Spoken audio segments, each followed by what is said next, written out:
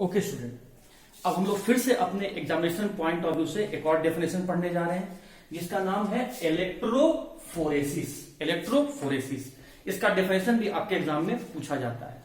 Phoresis का मतलब होता है मूवमेंट। इलेक्ट्रो वर्ड यूज किया गया है due to presence of electric field.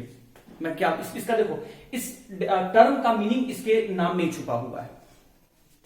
Electric field के प्रेजेंस में कोलाइडल पार्टिकल का मूव करना, movement in the presence of electric field. तो आप जानते हैं स्टूडेंट कि कोलाइडल मिक्सचर जो बनता है वो दो कंपोनेंट के मिलने से बनता है, डिस्पर्स फेज और डिस्पर्सन मीडियम। तो डिस्पर्स फेज का इलेक्ट्रिक फील्ड के प्रेजेंस में मूव करना, इसी प्रोसेस को हम लोग कहते हैं इलेक्ट्रोफोरेसिस। इस प्रोसेस की मदद से हमें यह पता चला कि कोलाइडल पार्टिकल के ऊपर चार्ज प्रेजेंट होता है, क्योंकि अपनी बातों को प्रूव करने के लिए हम लोग, या किसी बात को चेक करने के लिए, या किसी बात को मानने के लिए हम लोग उसको एक्सपेरिमेंटली भी चेक करते हैं। अगर एक्सपेरिमेंट करने से हमें वही रिजल्ट मिल रहा है जो थ्योरेटिकल हमने पढ़ा है, तो हम उस बात को मान लेते हैं। तो ये देखा गया कि कोलाइडल मिक्सचर में जो डिस्पर्स फेज के पार्टिकल हैं, जो कोलाइडल पार्टिकल्स हैं, वो भी मूव करने लगते हैं इलेक्ट्रिक फील्ड के प्रेजेंस में। तो चार्ज होते हैं तभी वो अपोजिट चार्ज की तरफ मूव करते हैं, अट्रैक्ट होते हैं। अगर चार्ज नहीं होता तो फिर वो मूव भी नहीं करता। तो इसी डिस्पर्स फेज के पार्टिकल का, इसी कोलाइडल पार्टिकल का इलेक्ट्रिक फील्ड के प्रेजेंस में अपोजिट इलेक्ट्रोड की तरफ मूव करना। फिर से बोल रहे हैं, फोरेसिस का मतलब क्या हुआ? मूवमेंट। किसका मूवमेंट? कोलाइडल पार्टिकल का। किधर मूवमेंट? अपोजिट चार्ज इलेक्ट्रोड की तरफ मूवमेंट। किसके प्रेजेंस में? इलेक्ट्रिक फील्ड के प्रेजेंस में। इसी को कहते हैं इलेक्ट्रोफोरेसिस। देखिए इस बात को कैसे प्रूव किया गया। हम लोगों ने एक यू शेप ट्यूब लिया, यू शेप, यू आकार का ट्यूब लिया। ये है हम लोग का यू शेप का ट्यूब, यू शेप का ट्यूब, यू आकार का ट्यूब है, यू आकार का ट्यूब है, यू शेप ट्यूब है। अब देखिए स्टूडेंट, इसमें क्या हुआ? इस यू शेप ट्यूब में, इस यू शेप ट्यूब में हम लोगों ने कोलाइडल मिक्सचर को डाला। कोलाइडल मिक्सचर किससे किससे मिलकर बनता है? डिस्पर्सन मीडियम और डिस्पर्स फेज। तो ये सबसे पहले हम लोगों ने डिस्पर्सन मीडियम लिया, मान लेते हैं वाटर, डिस्पर्सन मीडियम लिया, ये हम लोगों ने डिस्पर्सन मीडियम लिया।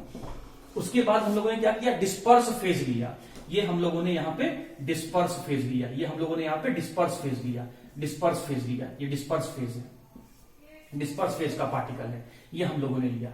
अब क्या किया? इस यू शेप ट्यूब के अंदर में हमने वायर के हेल्प से दो रॉड ले लिया, इलेक्ट्रोड ले लिया, दो इलेक्ट्रोड ले लिया, और इस वायर को हम लोगों ने बैटरी के टर्मिनल से जोड़ दिया, बैटरी के दोनों टर्मिनल से इस वायर को जोड़ दिया। सिंस ये इलेक्ट्रोड जो है वो बैटरी के पॉजिटिव टर्मिनल से जुड़ा हुआ है, तो ये इलेक्ट्रोड जो है वो पॉजिटिवली चार्ज इलेक्ट्रोड हो गया। सिंस ये इलेक्ट्रोड बैटरी के नेगेटिव टर्मिनल से जुड़ा हुआ है, तो ये इलेक्ट्रोड जो है वो नेगेटिवली चार्ज इलेक्ट्रोड हो गया। पॉजिटिवली चार्ज इलेक्ट्रोड को हम लोगों ने एनोड का नाम दिया, नेगेटिवली चार्ज इलेक्ट्रोड को हम लोगों ने कैथोड का नाम दिया, और ये हम लोगों ने सेटअप तैयार किया स्टूडेंट। अब देखिए हम क्या देखते हैं, जैसे ही हम यहां बैटरी के स्विच को ऑन करते हैं तो हम क्या ऑब्जर्व करते हैं कि ये कोलाइडल पार्टिकल जो है ये इलेक्ट्रोड की तरफ मूव करने लगता है। जैसे हम ये मान लेते हैं कि कोलाइडल पार्टिकल के ऊपर अभी जो है वो पॉजिटिव चार्ज प्रेजेंट है। ये जो कोलाइडल पार्टिकल है ये मेटालिक हाइड्रोक्साइड का है, मान लेते हैं CrOH3 है, मतलब क्रोमिक हाइड्रोक्साइड है। ये क्रोमिक हाइड्रोक्साइड का ये कोलाइडल पार्टिकल है। तो अभी मैंने आपको बताया था कि मेटल हाइड्रोक्साइड अगर है तो वो पॉजिटिवली चार्ज है, वो पॉजिटिवली चार्ज होंगे। तो हम क्या देखते हैं, जैसे ही हम बैटरी का स्विच ऑन करते हैं, मतलब इलेक्ट्रिक फील्ड यहां जनरेट करते हैं, तो ये जो कोलाइडल पार्टिकल है ये अपोजिट चार्ज वाले इलेक्ट्रोड की तरफ मूव करता है। सिंस ये कोलाइडल पार्टिकल पॉजिटिवली चार्ज हैं, तो ये नेगेटिव इलेक्ट्रोड की तरफ मूव करता है और आके इसके सरफेस पर जाके एब्जॉर्ब होता है। तो पॉजिटिवली चार्ज वाला कोलाइडल पार्टिकल जो है पॉजिटिवली चार्ज वाला कोलाइडल पार्टिकल जो है वो नेगेटिव चार्ज इलेक्ट्रोड की तरफ मूव किया in the presence of electric field. तो आप देख सकते हैं कि ये मैं दिखा रहा हूं इसके मूवमेंट को, ये मैं दिखा रहा हूं कोलाइडल पार्टिकल के मूवमेंट को, कोलाइडल पार्टिकल के मूवमेंट को।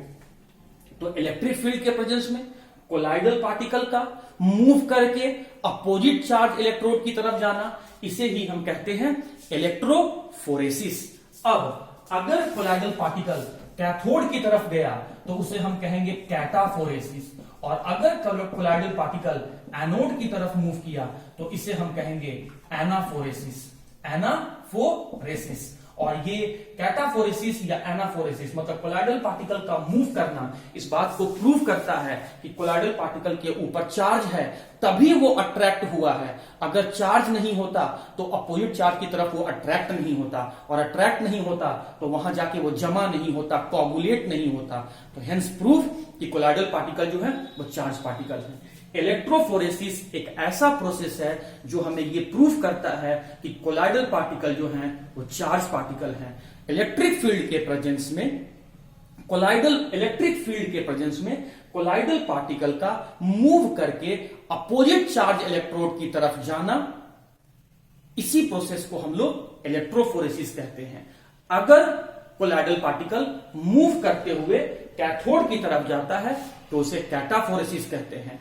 अगर कोलाइडल पार्टिकल मूव करते हुए एनोड की तरफ जाता है तो उसे एनाफोरेसिस कहते हैं। इस एक्सपेरिमेंट में कोलाइडल पार्टिकल मूव करके कैथोड की तरफ गया है, इसीलिए ये एक्सपेरिमेंट हमें कैटाफोरेसिस को प्रूव करता है। और साथ ही साथ ये भी प्रूव करता है कि कोलाइडल पार्टिकल के ऊपर चार्ज प्रेजेंट है, इसीलिए वो अट्रैक्ट हुए हैं और अपोजिट चार्ज इलेक्ट्रोड के पास जाके कोगुलेट हो गए हैं, जमा हो गए हैं। तो आइए स्टूडेंट, टॉपिक को, अगर इलेक्ट्रोफोरेसिस आप समझ गए हैं तो टॉपिक को हम लोग और आगे बढ़ाते हैं।